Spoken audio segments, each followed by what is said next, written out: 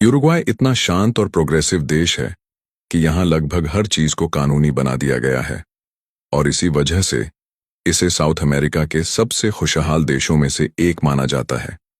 ये छोटा सा देश दो बड़े देशों के बीच फंसा हुआ है, जहाँ उत्तर में ब्राजील है और पश्चिम व दक्षिण की तरफ अर्जेंटीना इसे घेरता है, जबकि इसकी पूरी दक्षिण पूर्वी सीमा पर अटलांटिक ओशन की लहरें टकराती रहती हैं।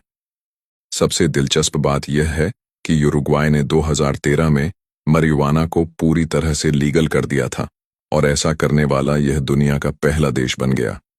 यहाँ लोग फार्मेसीज से वैसे ही वीड खरीद सकते हैं जैसे कोई दवाई खरीदता है।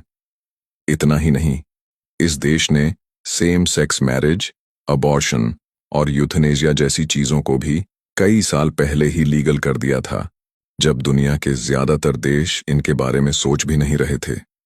उरुग्वाय का कुल क्षेत्रफल लगभग 68,000 स्क्वायर माइल्स है, लेकिन यहाँ की आबादी सिर्फ करीब 3.5 मिलियन है। इसी वजह से ये साउथ अमेरिका के सबसे छोटे और कम आबादी वाले देशों में से एक है। इसकी राजधानी मोंटेविडियो में ही देश की लगभग आधी आबादी रहती है, जबकि बाकी देश में दूर दूर तक फैली हरी पहाड़ियां, कैटल रैंचेस और खूबसूरत बीच टाउन्स देखने को मिलते हैं। और सबसे हैरान करने वाली बात यह है कि यूरुग्वाय लैटिन अमेरिका के सबसे स्टेबल, डेमोक्रेटिक और अमीर देशों में गिना जाता है। अपने पड़ोसी देशों के मुकाबले यहाँ करप्शन लगभग ना के बराबर है। यह देश लगभग पूरी तरह रिन्यूएबल एनर्जी पर चलता है, जहाँ करीब 55% बिजली विंड, सोलर और हाइड्रो इलेक्ट्रिक पावर से बनती है। यहाँ एजुकेशन और हेल्थ केयर हर व्यक्ति के लिए पूरी तरह फ्री है। यूरुग्वाय के लोग मीट, टी और बीफ के बहुत शौकीन होते हैं। यहाँ प्रति व्यक्ति बीफ की खपत दुनिया के लगभग किसी भी देश से ज्यादा है।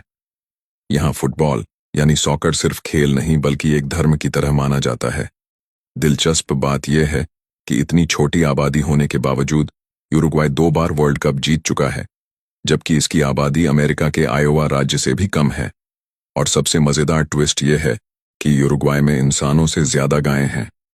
यहाँ हर एक इंसान पर लगभग 4 गायें मौजूद हैं।